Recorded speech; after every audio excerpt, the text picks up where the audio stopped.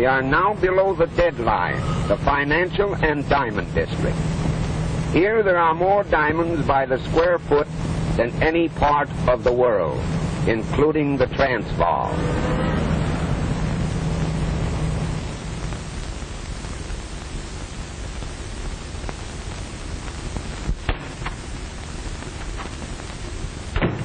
Good afternoon, Captain. How are you, Peters? Oh, hello, Captain Simon. Hello, Molly. Mr. Abrams is expecting you.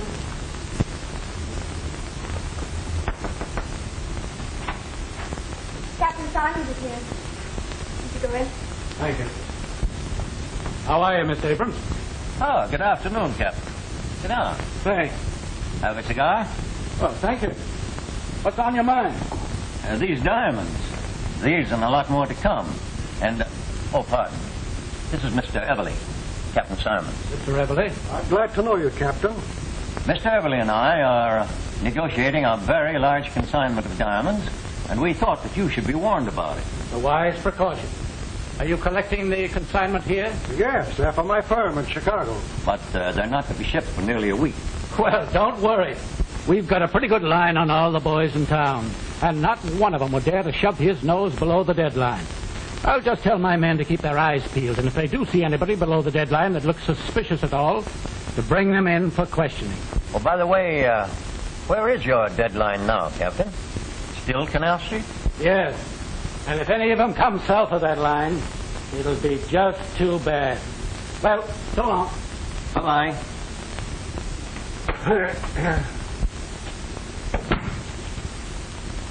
Well, I know where to get a nice solitaire for you, Molly, as soon as you give Terry Mulvaney the gate. You'll be too old by that time, Captain Simon. Oh, you're never too old.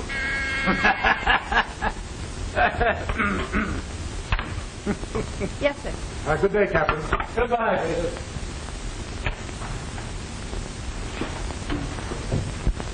Oh, Miss Fitzgerald, would you mind working an hour or two later tonight? Certainly not, Mr. Abrams. Then as soon as you're through, bring in your notebook.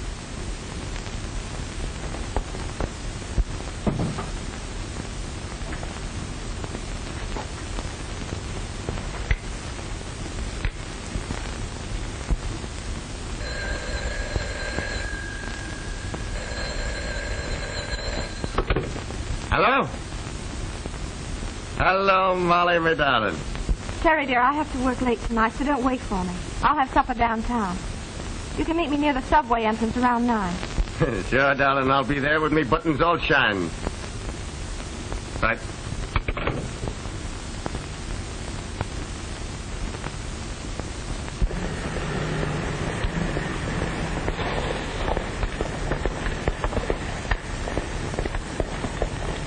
Good evening, sister. How about a lift?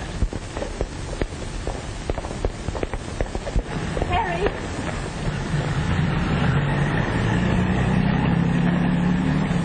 What's the matter, darling? Oh, just a would-be Casanova. And what's that? Oh, a fellow that thinks that offering a girl a lift is a driver's license. Is that so? I'll take care of him. Oh, don't you worry about a little thing like that. You think I'd exchange your homely face for anything in the world? No, wait a minute. What was that crack? It goes for me, too, darling.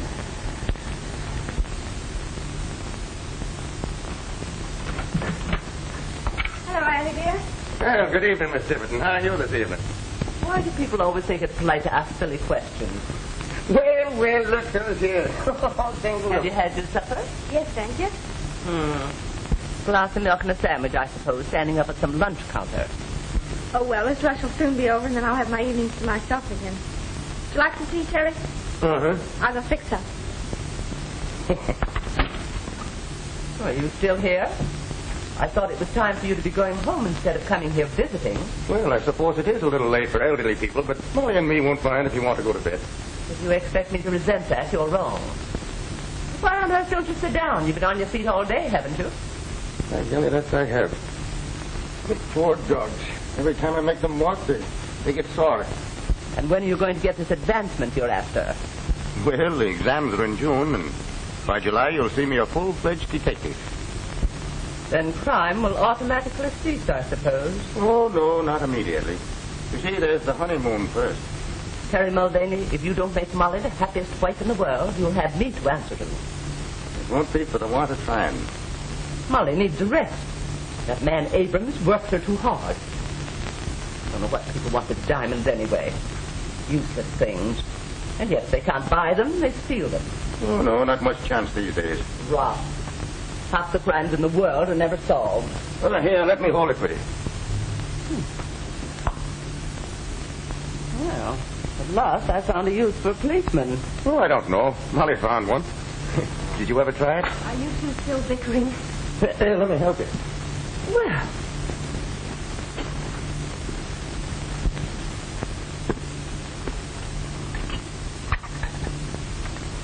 What are you sewing on now, darling, if I'm permitted to ask?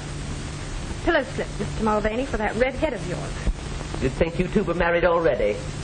When I was a girl, no young lady would have said such a thing. Did you faint too, or was it swoon? I think you'd better confine yourself to questions of more importance. You got your book, Terry? Oh, yes, sure.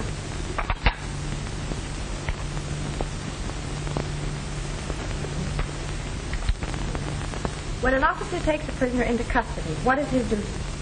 To search the prisoner for weapons and evidence, and conduct him directly to the station using every care to prevent his escape. Good. Under what circumstances is a policeman legally justified in using his pistol? What's that, correct? Under what circumstances is a policeman legally justified in using his pistol? And let me tell you, Flash, even if she wouldn't give me a tumble, that Fitzgerald Lane can have my role any time she gives me the come on. What she got that the others don't have?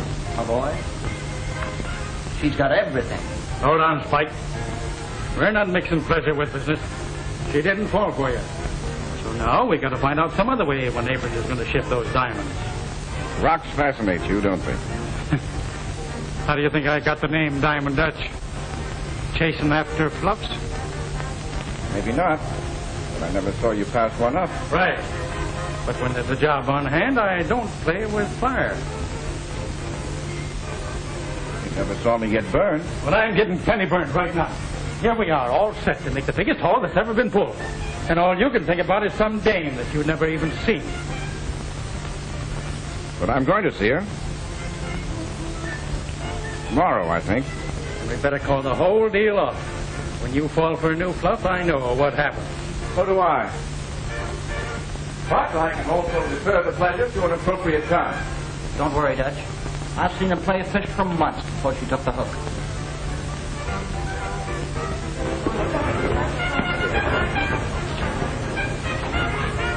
All right. But when does Abrams get in the balance of that consignment? That's all I want to know. Why pull this job a day too soon? When by waiting another day, we could get maybe $100,000 more.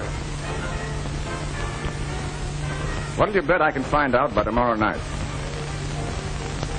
Come on. I'll split $1,000 with you. 500 apiece. Okay. That's a bet. You can land that Fitzgerald Lane. You've got it coming.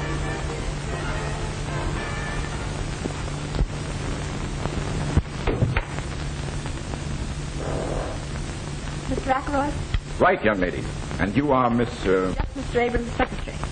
Will you wait a moment, please? With pleasure. I come to look for a diamond, and behold, I find a pearl. Careful. So many synthetic pearls on the market these days. Ah, but remember, I'm an excellent judge. Professional, I would think. On the contrary. Amateur in its literal sense. Mr. Abrams, Mr. Ackroyd to see you. Will you go in, please?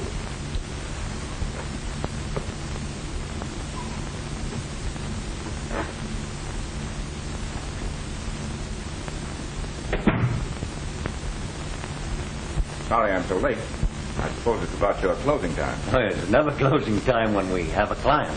Won't you sit down? You said over the phone you were looking for stone of about 5 carats. Yes. A yarder. Send in the stones I selected for Mr. Ackroyd. Oh, that looks like a very fine stone you have in your ring. May I see it? Yes. I picked that up in Hatton Garden.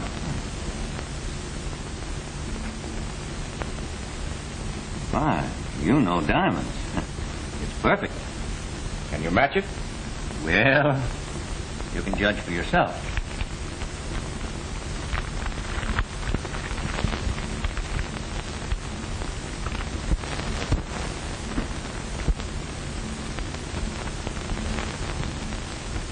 May I use your glass? Certainly.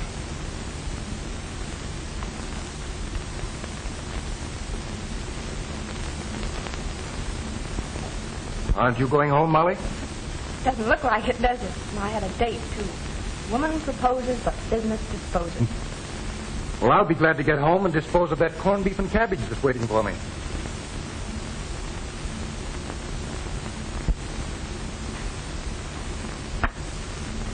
Well, these are the best, but neither is as good as mine. I'm afraid you're right. But I shall have more in Thursday, and I think finer ones. Could you call then? I'm not sure, but I think I could make it Friday. Well, I'm very sorry, but they'll be gone then. Tell you what I'll do. I'll give you $1,000 for that one.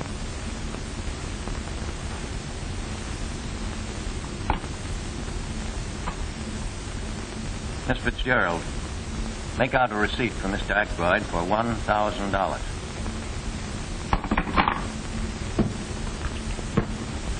So that's that.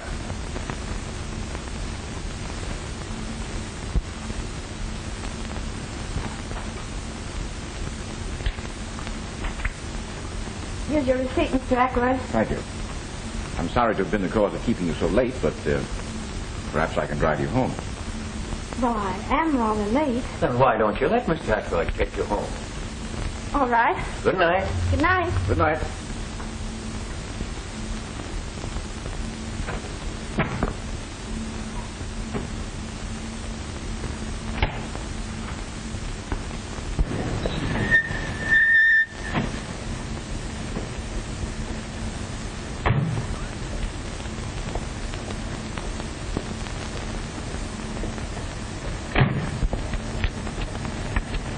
Thanks a lot.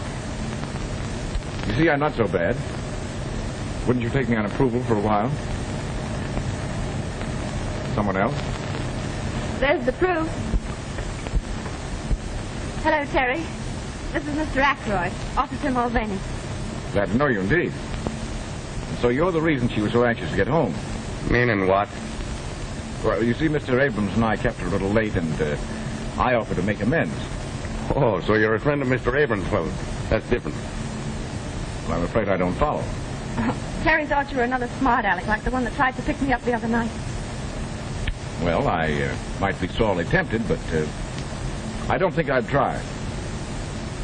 I seem to be a better judge of character than you are. Well, good night, Mr. Mulvaney. Good night, Miss Fitzgerald. Thanks again, Mr. Ackroyd. Don't mention it.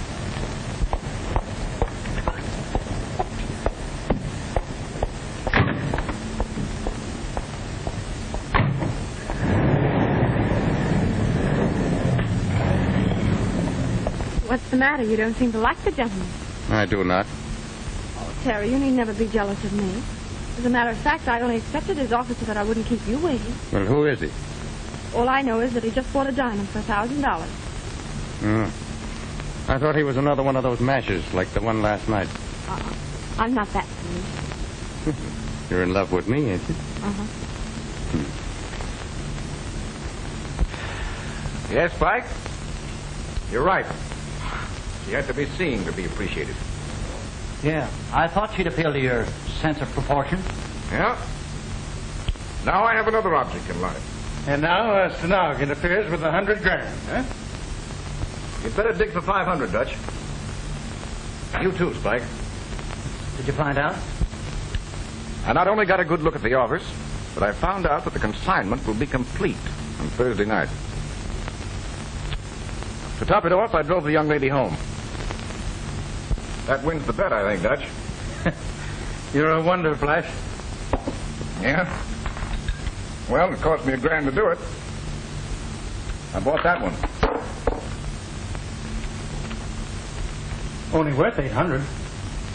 Oh, I'll get most of it back. Take a look at the girl's writing, Spike. Could you imitate it? So she couldn't tell the difference herself. What's on your mind? She seems to prefer an Irish harness bull to me. And what, he says? Oh, so you're a friend of Mr. Abrams. Well, that's different. Begor, I'd like to push the ugly mug of him down his own throat. All right, forget it. We got to think about this job ahead of us. That's just what I'm doing, Dutch. When you're pulling a big job, it's always safer to have some goat to take the rap. Sure. It satisfies the public and gives the cops a chance to save their faces. Right. And this is where I kill two birds with one stone. Officer Mulvaney will be the goat, and Miss Fitzgerald will be... In circulation again. But how are you going to do all this? Easy. Just practice on our handwriting, Spike, and we'll send Terry a billy-do on Thursday.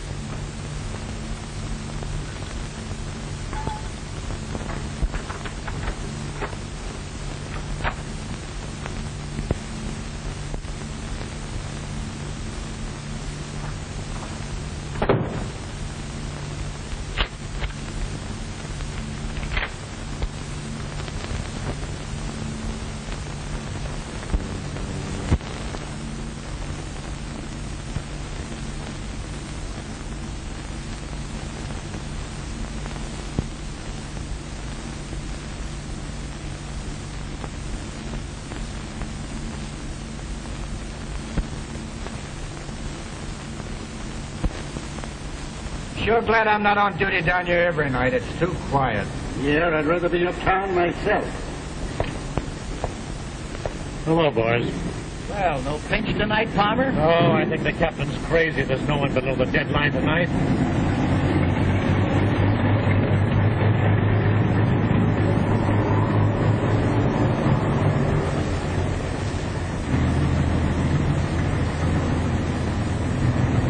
$5,000 worth that have to be towed in. Yeah, the best of them cracked up.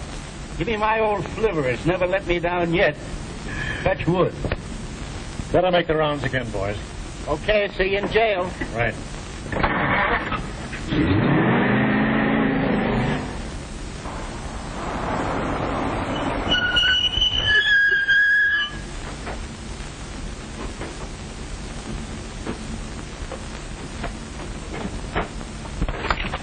Okay, Fleisch.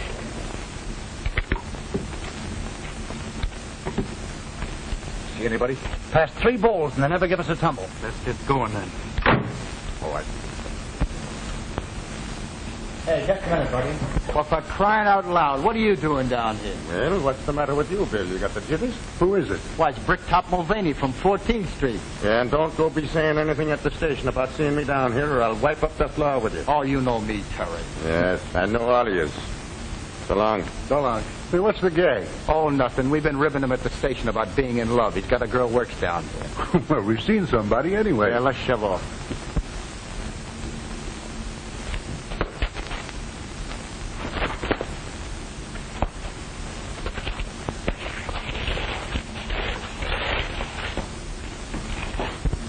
Number 47, Fishfield necklace. Check. Number 3. Miss Fitzgerald, call the express company now. Number 54, a tray of 15 brooches. Check. Number 4.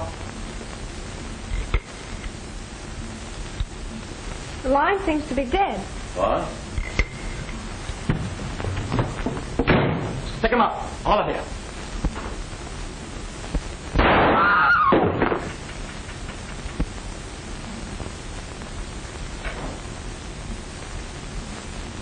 Good work, Terry.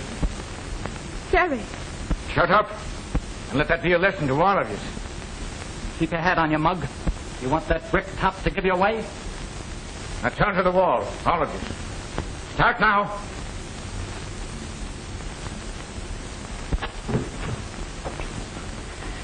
Move over. Keep 'em up.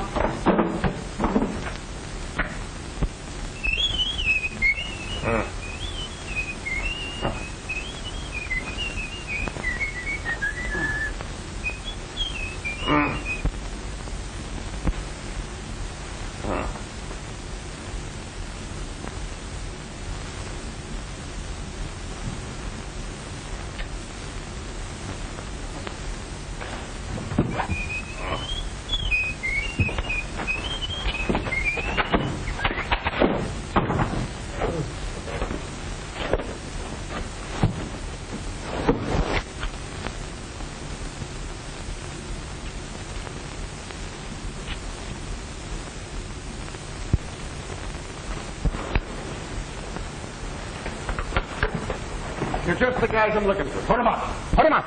Put him up? What's the rib? Cut out the innocent stuff. Now, wait a minute. This is no time for kidding. You've got to help me find the guys that slugged me. I wish we were kidding, Terry, but you're under arrest. Under arrest? Well, what am I under arrest for? Murder and robbery of the Abrams office. No, wait a minute. The Abrams office? Well, how about Molly? Is she hurt? You ought to know. You were there. You can't get away with this. Abrams recognized you and you plugged Peters. They all heard the other two call you by name. And even if they hadn't, that brogue and red hair would give you away. We saw you heading for Abrams' office just before the stick-up. Oh, I must have been framed. Say, will you take me back to where they held me? You'll find the rope that was tied me up and the blindfold and the tape that was over my mouth. Wouldn't hurt to take a look. Even if we did, what would that prove? He could have planted them. I was slugged, I tell you. Sure, I was on my way to Abrams. But Molly asked me to call for her. Here, look in my side pocket. You'll find a note from her. There's nothing there. You killed a guy in cold blood, Mulvaney, and it'll take more than a bluff to get you out of it. Oh, they must have frisked me after they slugged me.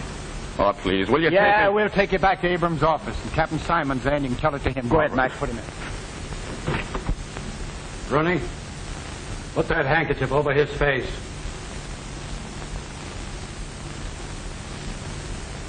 Now, we've got you, Mulvaney. You might just as well confess. But it couldn't be Terry. Well, naturally, you wouldn't admit it. But I don't think it'll be very difficult to prove that you were his accomplice. Now, you leave her out of this. Mr. Abrams, is that the man who led the hold-up men? It is. Without a doubt, it is. I've seen Mulvaney many times. I couldn't be mistaken. Mr. Abrams, are you sure that he is the man that shot Peters? Yes, I'm sure he is. I was slugged, I tell you. All right, Bill. Take him away and lock him up. Oh, Terry. Terry. It isn't true, darling. I was framed. I'm going to prove it. He's just putting on an act. Take him away. I have a few more questions that I want to ask you. Don't let them bully you, Molly, and don't you worry about me.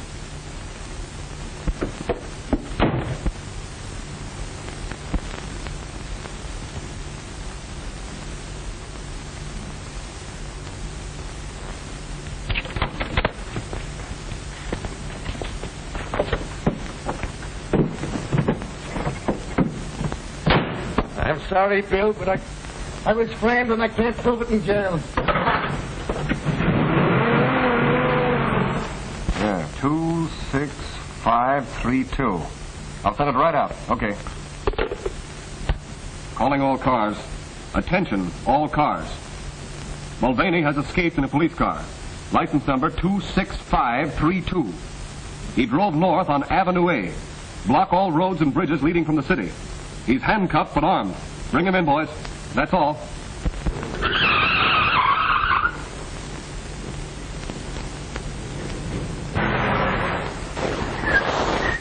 Yes, sir. What can I do for you? There's nothing to be scared of, buddy. You do what I tell you. I want you to cut these handcuffs off me. Yeah, but what'll they do to me for helping a prisoner escape? You're helping an innocent man, and you'll be glad of it one day. Come on, hurry up.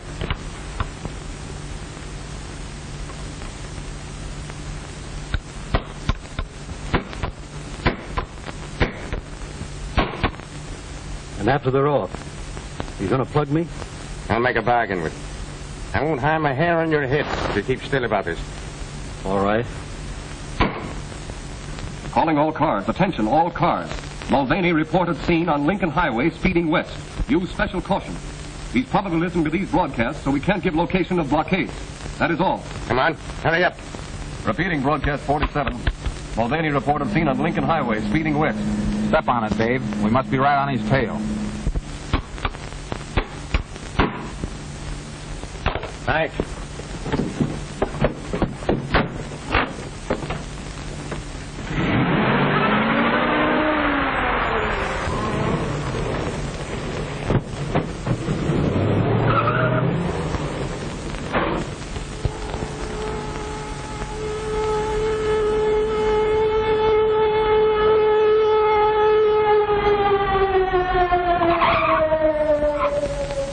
He just left. Mulvaney just left. He made me cut his handcuffs. He went in that direction.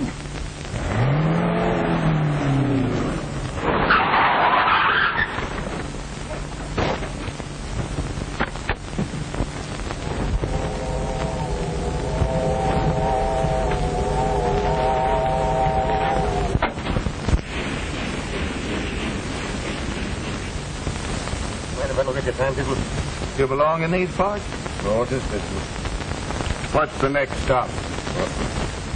Don't you know what train you're on? Oh, sure. The Tipsy train. No. You gotta go back to Hopeful Junction to get that.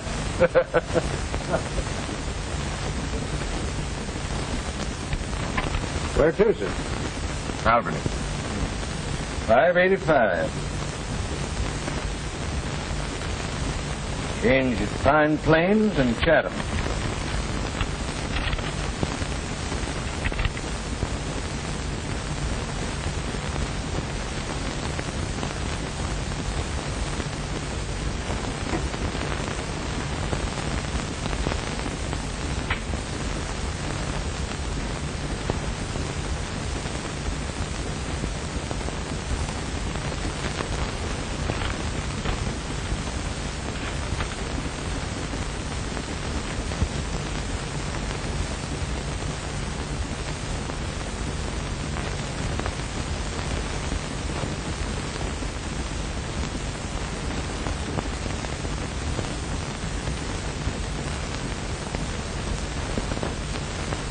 Got this police wire at Billings.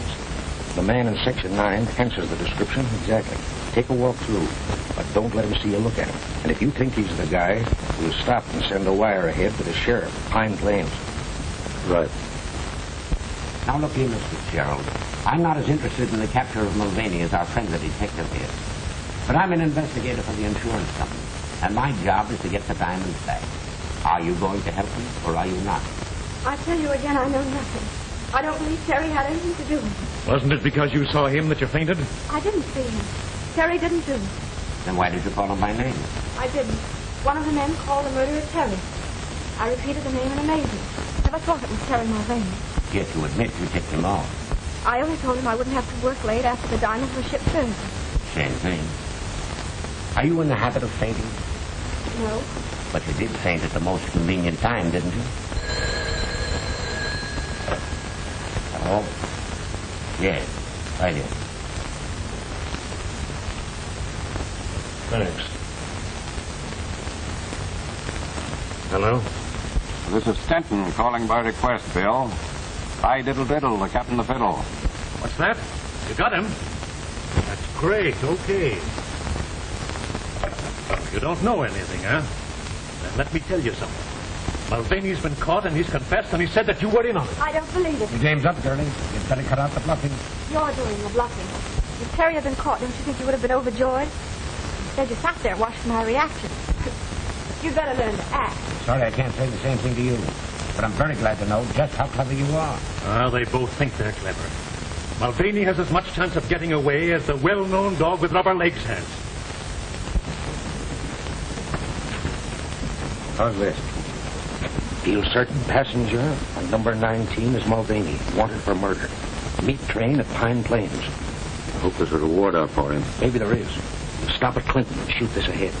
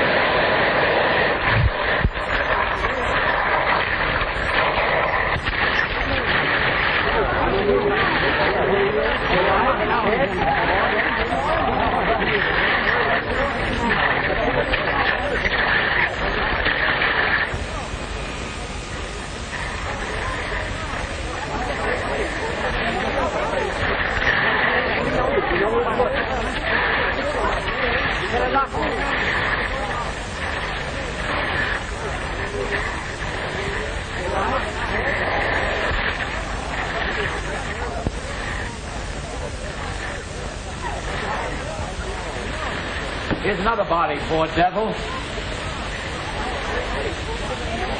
at his face.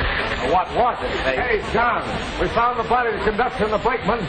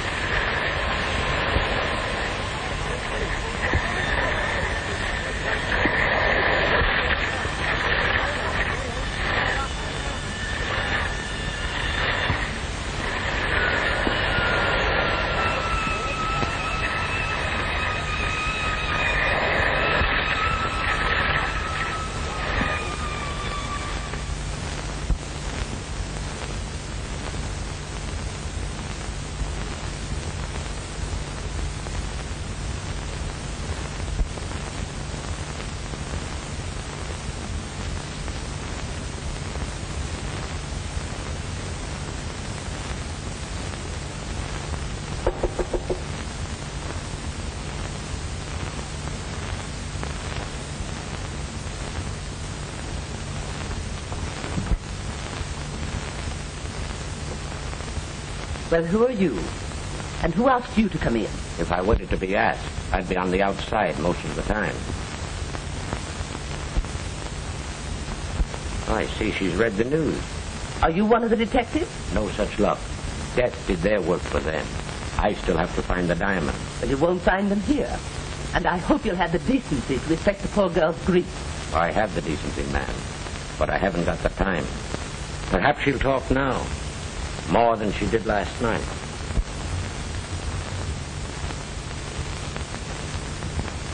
Are you ready to talk now? What do you want? You know what I want. The diamond. Can't you leave me alone? Can't you understand anything? Terry didn't do it. And now he can never prove it. He proved that he did do it, you mean? Do you think that getaway of his was an act of innocence? Not on your life. He was innocent, I tell you.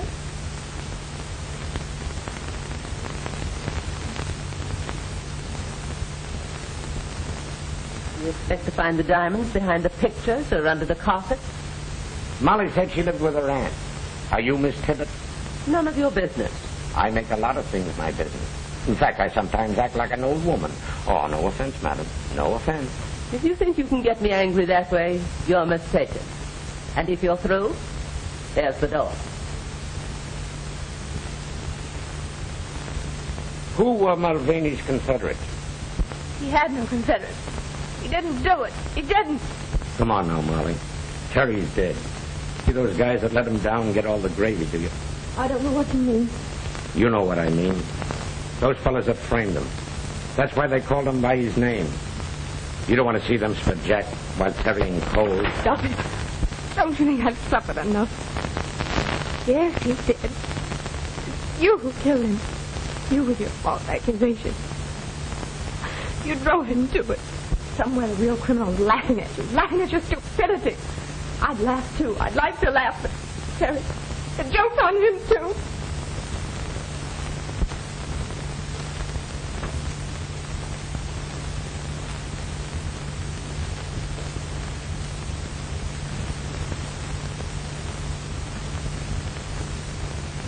You think he can pull through?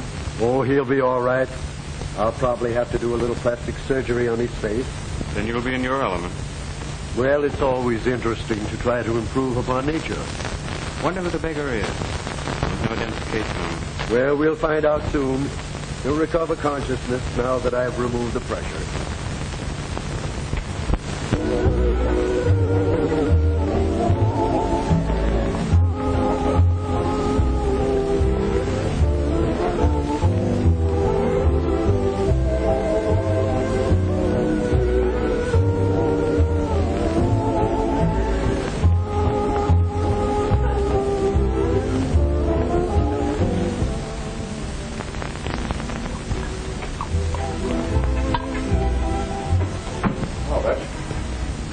I see.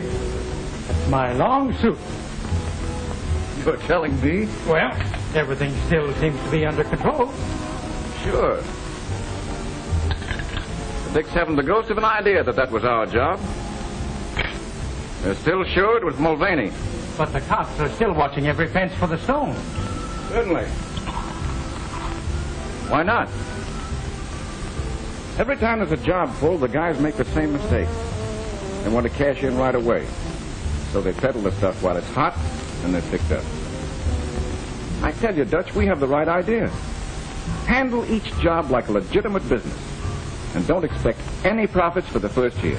And that's why we're still in business. And never even an entry on the blotter against us. Well, those Abram diamonds are staying under cover for a year. Okay with me. Now, I suppose you're going after the dame.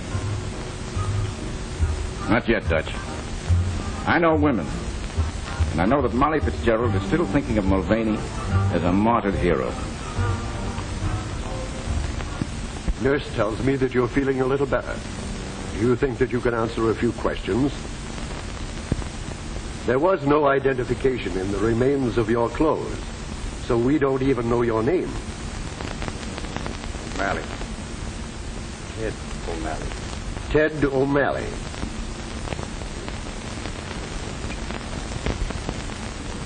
Have you any relatives or friends that we can notify? By the way, what kind of a nose did you have? I mean, I shall have to build up your nose from practically nothing. Couldn't you get me a photo to go by? I'm afraid he's a little too weak yet, Doctor. Oh, well, I'll give him a classical one.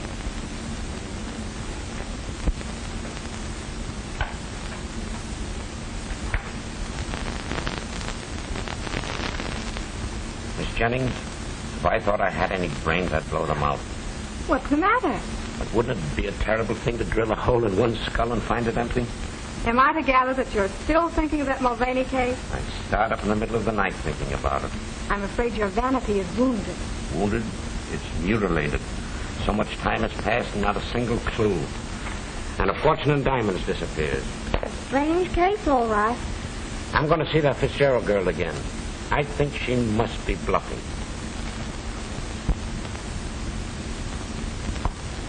Where's your winter coat? Oh, I sold it. I won't need it. Well, this is your business, Molly. But I'd like to see anybody try to force me to leave town. You don't seem to understand, Annie. I'm branded as a thief. Nobody will give me a job here. Don't forget you'll always have a home here. Remember that.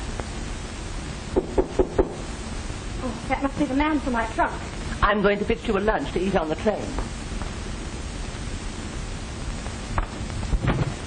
Why, Mr. Rathbone? May I come in? Why, certainly. I'm just leaving town. You mean for good? Yes. Oh, I didn't know it was as bad as that. I haven't seen Mr. Abrams again until today, and of course I learned that you were no longer there. I suppose you also learned that I was a thief. Do you remember that I prided myself on being a good judge of character? Yes, but I don't quite... May I sit down? Of course. I heard about the robbery at the time, but I had no idea that you were supposed to be implicated. I wasn't. You don't have to tell me. That's what I meant when I said I was a judge of character. Thank you. I also gather from Abrams that no one will employ you. What do you expect? Of course they won't. I will. What do you mean? I'm interested in the Alhambra, the restaurant and night spot on 50th. There is a vacancy for a day cashier. You mean you're offering me a job like that? I am? I have the courage of my convictions. How can I ever thank you? By reporting for work at 10 in the morning.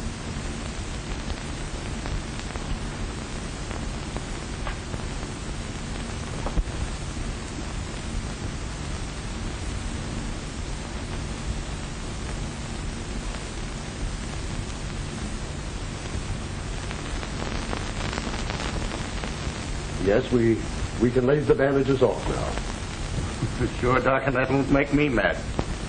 No, I suppose it probably won't, but evidently you would like to see what I've done for you. That I would.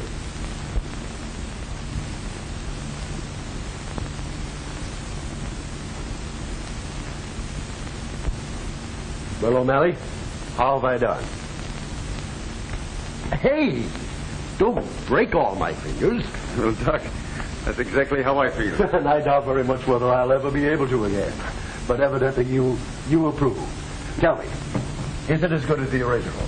Well, Doc, I think it's a bit improvement. And if it wasn't for me head, I wouldn't even know myself. Well, you know, you really could dye that and have a little joke with your friends. Huh?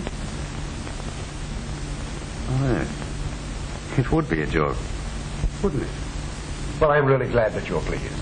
And the railroad company will be, too. You'll probably let them down easier. What do you mean? Why, the insurance adjuster has been here several different times.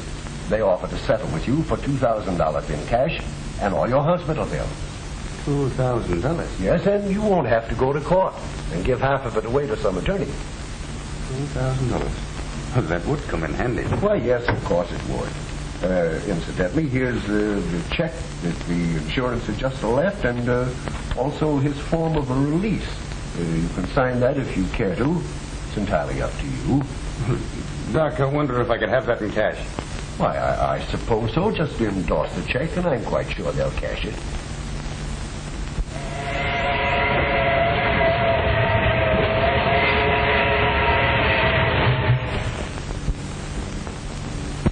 Come in. Thank you, sir. Won't you sit down? You're the investigator employed by the insurance company on the Abrams robbery. Correct. Well, sir, I'd like to right her wrong. Commendable ambition, but I don't see the point. Well, Mr. Pearson, it's only a hunch, but a faith in human nature. Would you mind telling me who you are and what you are? Well, I'm just a dumb plug. I'm training over here at Archie Nolan's, and I come from Colorado. And I had a brother here on the force, and he got into a bit of trouble. We were pals from the time we were kids, and I'm sure that he'd never do anyone any harm. Mr. Pearson, that man was Terry Mulvaney. Mulvaney? Yes, Terry Mulvaney. Now, I have a bit of money, and I'd like to use it to clear his name. Have you seen the police? No. The cops are only looking for convictions. He was wanted for murder. His death closed the case. Now, you have no axe to grind or politics to play.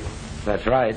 I'm a private individual, responsible only to myself and the insurance company. And your object is to recover the stolen property. Right again. You may be a pug, but you're by no means dumb.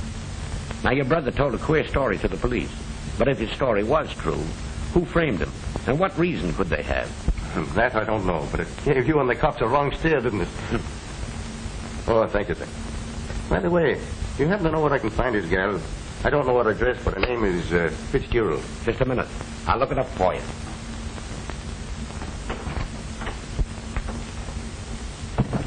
Miss Jennings, get the Mulvaney file. Quick, the fingerprint record.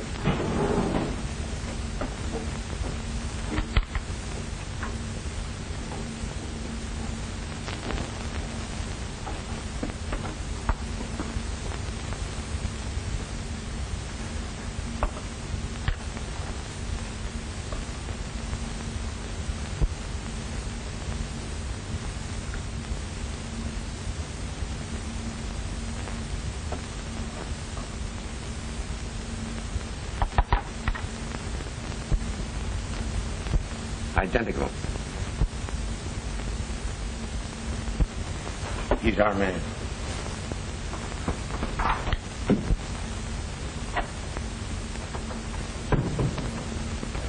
As long as you know the town, I'll show you over to Miss Fitzgerald. Oh, well, that's all right.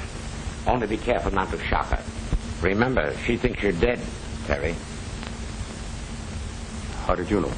Because your yarn sounded phony. I watched you closely and decided that your hair might have been dyed. So I proceeded to get your fingerprints in my cigarette case, and they compared exactly with the ones found on the stolen police car. To think I wanted to be a detective. You're doing all right. We're going to work together on this case. I take it that's what you want. Well, that's more than I expected. Tell me, how did you work this substitution with the dead man? Well, I heard a couple of the wrecking crew say that his face was all gone, so when they went for the stretcher, I emptied my pockets into his. Quick thinking, my lad. Yeah, but I didn't think very long. When I come to, I was in the hospital, and the nurse was reading the newspapers to me. In other words, you woke up and found yourself dead. That's about it.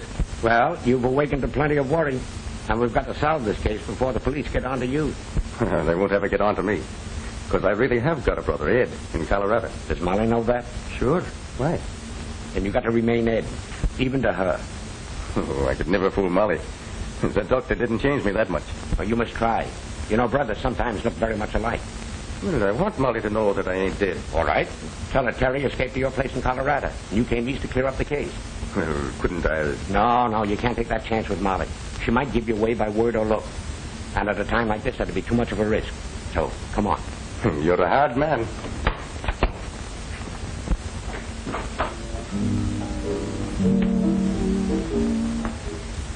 We saw Pearson outside talking to a guy.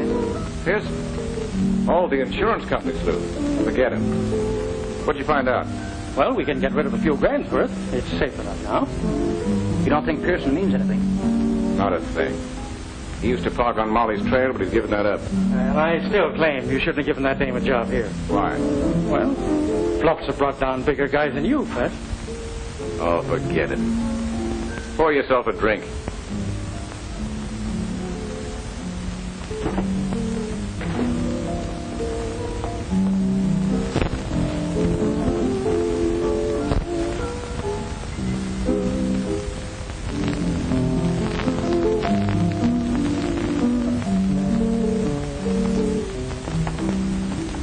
Good evening, Molly. Why are you so helpless? Now that I've got a job again, can't you leave me alone? Please don't get me fired. Oh, don't worry about that. I just wanted you to meet a friend of mine. This gentleman here has convinced me that Mulvaney was innocent.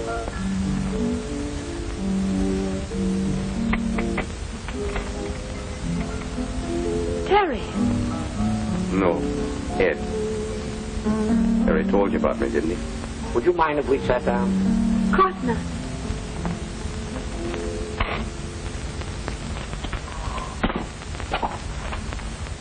Yes, Terry did tell me about you, but you might be his twin. Now, is that nice? Here I thought I was much better looking. You talk like him, too. Of course, your hair is darker and your nose is different, but if Terry weren't dead... He's not dead, Molly. He escaped from the train wreck. He's not dead? Are you sure? Have you seen him? Yes. He's at my place in Colorado. Is he well? As well as I am, and I never felt better in my life. Now, if you'll dance with me, I'll tell you all about him. Oh, I'm far too happy to dance in this jam. I want to tell Auntie. Can we all go home? You can tell me on the way. Now, wait a minute. How about your supper? Oh, I'm far too happy to eat. Come on, Mr. Pearson. No, you two run along. I'll stay here. Hey, boss. Pearson and that egg we saw him with outside was talking to Molly. She's acting up like a 2-year-old.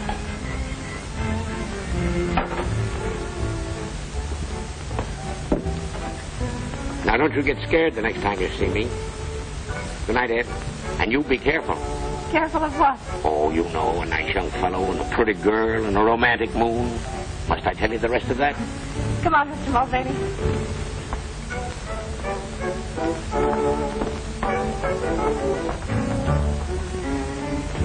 Boss, looks like you've been asleep at the switch.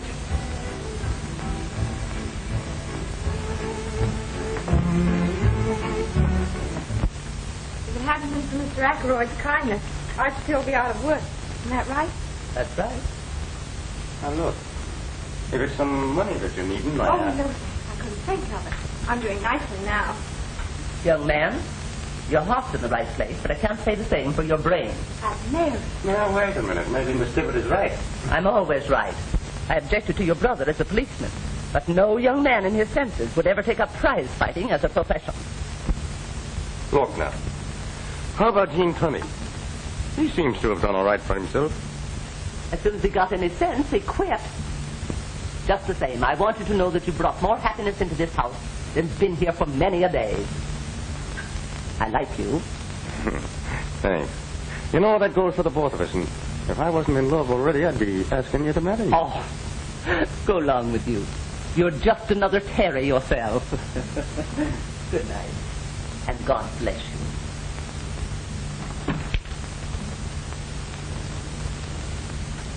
Well, I guess I'd better be going, too. Oh, no. I want to hear it all over again. Again? Oh, my dear child, I told you in the taxi, and I told you in the park, and I'm just after telling your Aunt Mary here. I know, you're a darling. I didn't mean to say that. Well, what's wrong with calling me a darling? I don't know, something just came over me. I suppose it's because I'm so grateful to you, Mr. Mulvaney. I thought you promised to call me Ed. What's the matter? I don't know. Ed, I seem to have known you forever. It's just the way I want you to feel.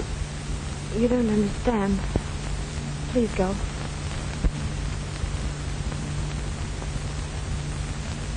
I'm sorry.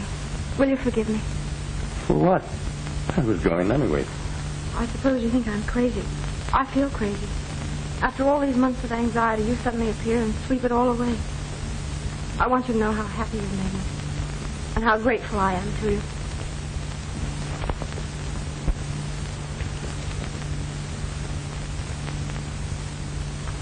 You shouldn't have done that. You misunderstood. I think not. But it isn't fair. You know I'm engaged to Terry, and you said you were in love with somebody else. I said no such thing. You did. You told Aunt Mary.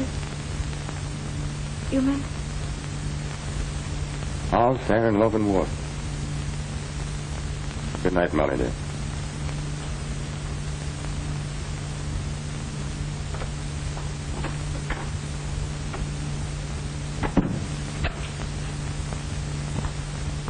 had begun. Oh, Aunt Mary, what'll I do? What's the matter, Molly? Oh, I know it's terrible, but his voice, his mannerisms. I felt sure of what? He was Terry. Don't be crazy. They're almost dead ringers, it's true. But Terry wouldn't dare show his face around here. There.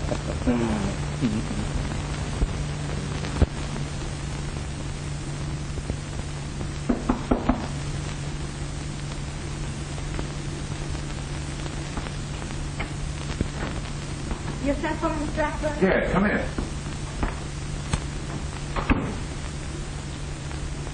Sit down, Molly. Want to have a talk with you. Cigarette? No, thank you. You have a good time last night? Yes, I heard some splendid news. Why do you ask? Well, I happened to see you go out with, Mr. Mulvaney?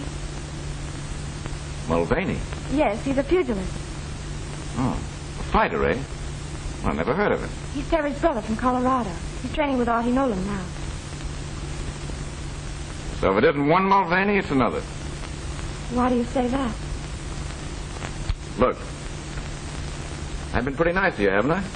I've left you alone and never bothered you. Waiting until you got that crook Mulvaney out of your mind. Now, don't interrupt. I'll do the talking. I wasn't going to say anything until you got rid of the blues. And now, when I see you're happy for the first time, it's with another guy. Don't I deserve a better deal than that? I'm sorry. I had no idea you felt that way. Listen, you're not as dumb as that.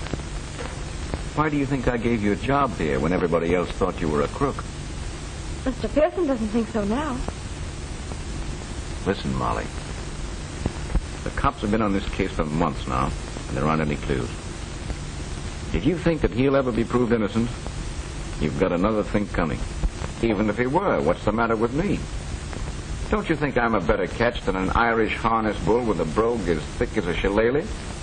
Now, me darling, it's time you got wise to yourself and started being nice to the fine gentleman that's been nice to you. Wait a minute. Sorry, Flash. Well, I shall appeal to your reason at a more convenient time.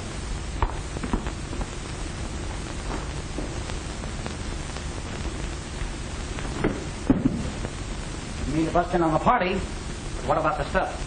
Dutch has got a deal to unload the whole lot. And the guy's waiting. I think we'd better wait. Molly was just telling me that Pearson is off the Mulvaney angle. What do you mean, off the Mulvaney angle? That's what I want to find out.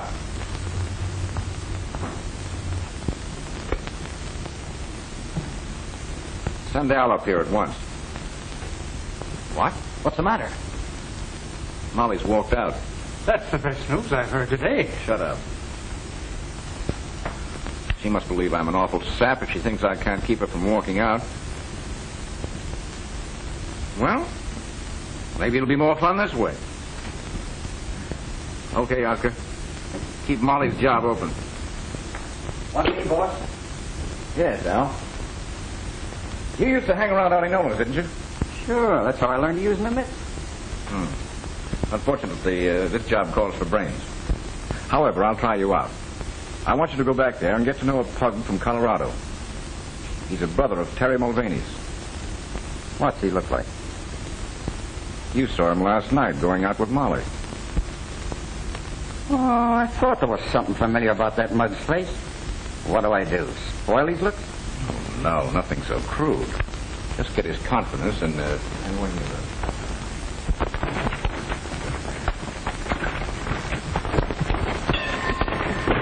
All right, Ed, you're shaping up fine. Now, let's call it a day. Thanks, Artie. Say, I haven't seen you around here much before, have I? No, I'm a chauffeur now. Can't get around like I used to. But I like to work out with you whenever I can. Well, that goes double. Let's make it often, huh? Okay. Well, I have to be on my way as soon as I hit the showers. How do you feel? Sure, and I'm feeling fine. There's nothing like a good workout in the shower. Yeah, I'm going to get with you again. Or maybe some night when we have the car, we'll go places. Well, I'm not much for that night stuff.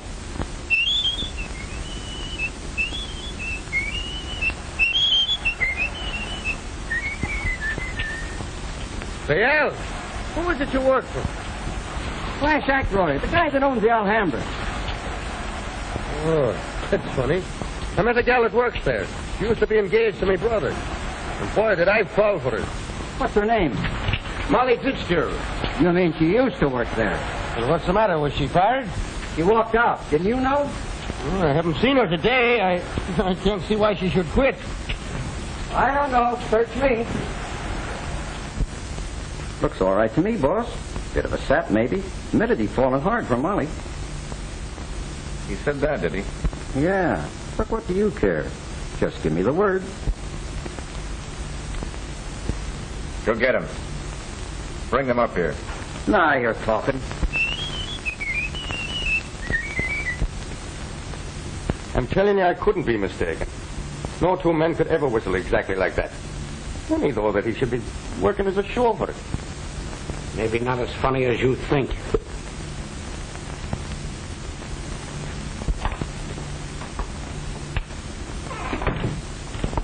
I just got your message, Ed. Oh, you're not mad at me after all, eh? I mean, for... Excuse me? For kissing you last night. Are you going to learn to love me? That's not fair to me or to Terry. I told you before that all's fair in love and war. Repeating it doesn't make it so. Molly, sit down. I want to talk to you. You know, from the first minute I walked into that place last night and laid eyes on you, the heart within me stopped. And then it started to pound like a trip hammer. Well, that sounds something like love, doesn't it? Not necessarily. It could be indigestion. Once a snooper, always a snooper. That's what I'm being paid for. Why did you walk out on Ackroyd? He said he had an ulterior motive in giving me a job. How did you come to meet him in the first place? He came to buy a diamond from Abrams. That checks. With what? Theory, young man. How long before the robbery was that? Oh, just a few days. Then if he bought a diamond, he got a receipt. Yes, I made it out myself. Better than I expected. Then that would give them a copy of your handwriting. Remember the note from you that Terry told the police about? Yes. Well, that would put Terry just where they wanted him. One of them might have had red hair, or he could have worn a red wig. And if he was able to imitate Terry's brogue... Oh! What's the matter? Ackroyd. Ackroyd gave me a perfect imitation of it. And that checks. Somehow I think we're getting places. Do you really think so? Yes, I do. And you needn't worry about a job anymore. I can get you back with Abrams anytime you want.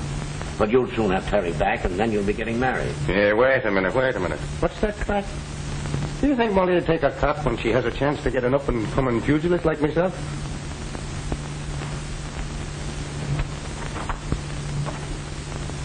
Oh, maybe I shouldn't have said that. The poor kid, she don't know whether it's Terry or Ed she loves. Leave it to me.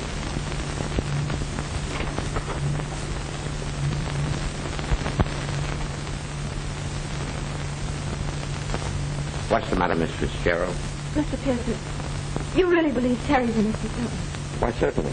Why do you ask? Because I don't know whether I should tell even you, but that's Terry. What are you talking about? That's Terry Mulvaney, not his brother Ed.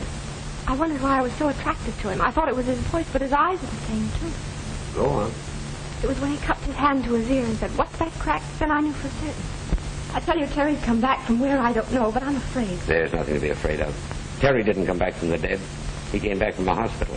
I've known it all along. Then I've been the goat. I'm going to give him a piece of my mind. Oh, just a moment. It was all my fault. I insisted. I was afraid that, try as you might, you would give him away. He had no right to make love to me. Well, who had a better right? Nevertheless, you wait. Don't you tell him.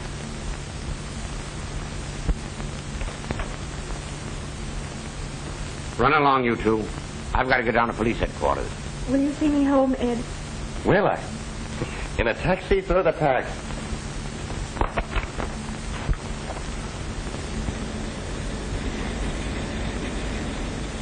Ed, there's something I must tell you, and it may relieve your mind. Well, me darling, you go right ahead and tell me. I've been true to Terry all this time, even though Auntie and everybody said I was a fool. They did? Yes, and it wasn't until he disappeared that I found out what a wretch he really was. Well, that couldn't be so. It's a pack of lies, I tell you. No, the truth, all right. Well, just show me one black eye that would ever say a thing against me. Well, against me brother. I can show you a dozen. People who bribed him. Girls he wronged. Why, it's lies, I tell you. It's lies. Well, now tell me what you're laughing at. Terry Mulvaney, alias Brother Ed. Terry Nah, Terry. You're lying to me. Oh, Molly, my darling. Oh, Terry, what happened? Why didn't you tell me? I was making me escape on a train and it was wrecked. I changed places with a dead man. Oh, Terry, you poor dear. Oh, I was never so rich in all my life. You must think I'm terrible. But it was mean of you not to tell me. Mr. Pearson wouldn't let me. Yes, I know. He told me.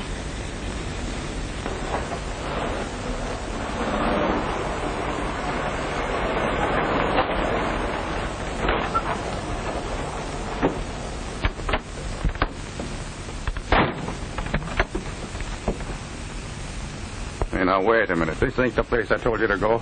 Right. But it's the place you're going. Well, what's the racket? No racket at all. A guy just wants to talk to you. Come on, both of you.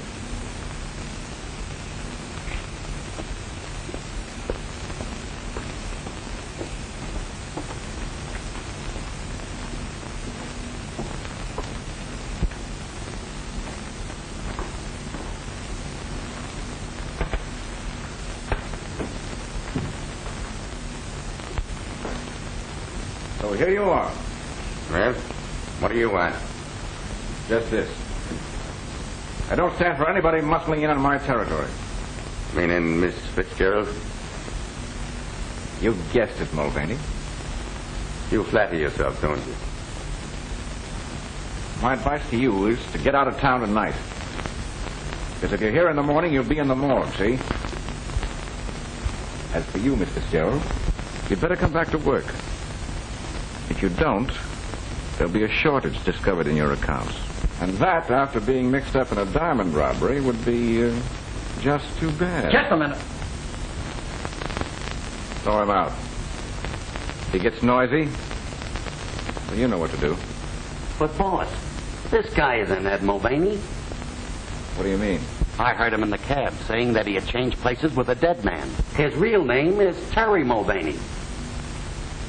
That it is. What about it? You're wanted for murder. What are you doing back in town? Looking for the guy that framed me. Still sticking to that story. Who do you suspect now? Who do you think? Got the car handy, Al? Sure, boss. See them home.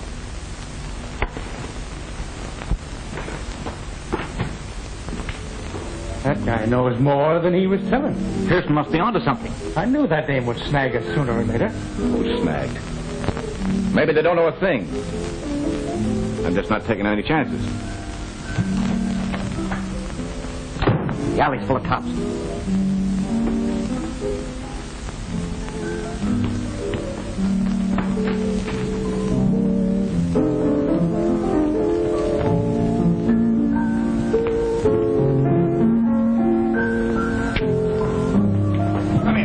Wait a minute, what's the idea?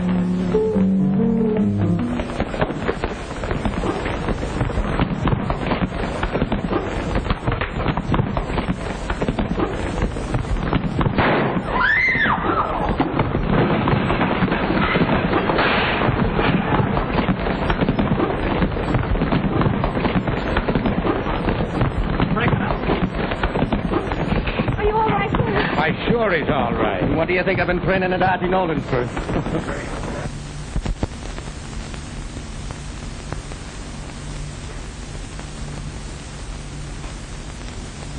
Everything checks. You carry all the credit for recovering those, Mr. Abrams. Harry, you always wanted to be a detective, didn't you? That I did, sir. Well, the chief says you are. Maybe you could use this. Solitaire. I think they'd much rather have a wedding ring. You can have them both on the house.